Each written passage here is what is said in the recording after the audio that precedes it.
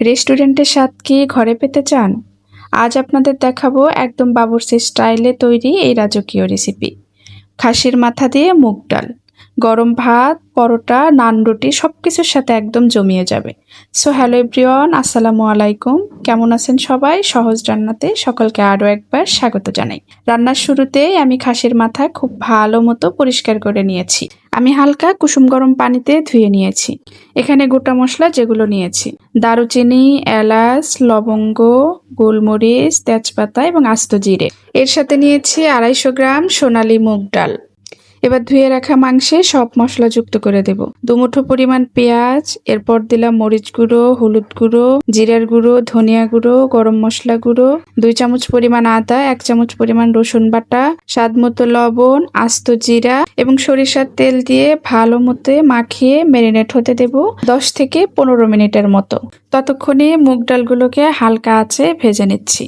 মুগ ডাল ভাজার সেই সুন্দর ঘ্রাণটা না বেরোলে কিন্তু রান্নার কোনো মজাই পাওয়া যায় না। ভাজা হয়েছে, এবার এটাকে নামিয়ে নেব। চুলায় কড়াই চাপিয়ে তেল দিয়ে দিলাম। তেল গরম হতেই তাতে দিয়ে দিচ্ছি পেঁয়াজ কুচি। পেঁয়াজটা একটু ভাজা হয়ে আসলে গোটা গরম মশলাগুলো দিয়ে দেব।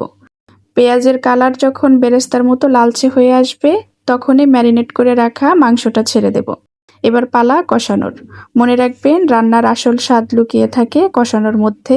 এবার বাটি ধুয়ে সামান্য পানি যুক্ত করে দিলাম, যেন কষানোর মুহূর্তে নিচে মশলাগুলো পোড়া না লাগে।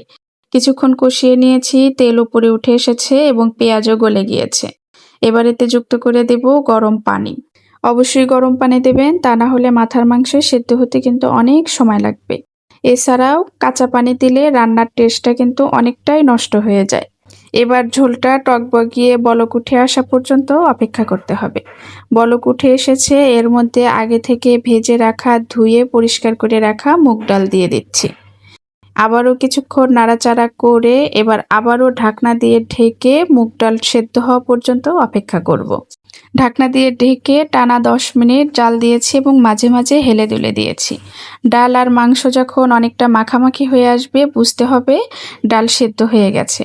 এছাড়াও পরীক্ষা করার জন্য একটা স্প্যাচুলার সাহায্যে কিছু ডাল নিয়ে উপরে দেখলেই বোঝা যাবে যে ডালটা সেদ্ধ হয়েছে কি হয়নি।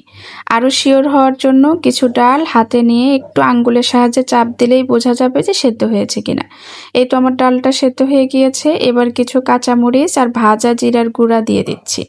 আবারও 5 থেকে 10 মিনিট একেবারে অল্প আঁচে ঢাকনা দিয়ে ঢেকে দমে রেখে দেব। 5 থেকে 10 মিনিট একেবারে লো হিটে দমে রেখে দিয়েছিলাম। এই তো আমার ডালটা কিন্তু একদম হয়ে গিয়েছে। খুবই সহজে একদম দুর্দান্ত একটা ডালের রেসিপি। আজকের ভিডিওটি আপনাদের কেমন লাগলো প্লিজ কমেন্ট করে জানাবেন। ভালো লাগলে একটা লাইক এবং চ্যানেল সাবস্ক্রাইব করতে ভুলবেন না। ফেসবুক থেকে দেখলে প্লিজ ফলো এবং একটা লাইক দিবেন। আল্লাহ হাফেজ।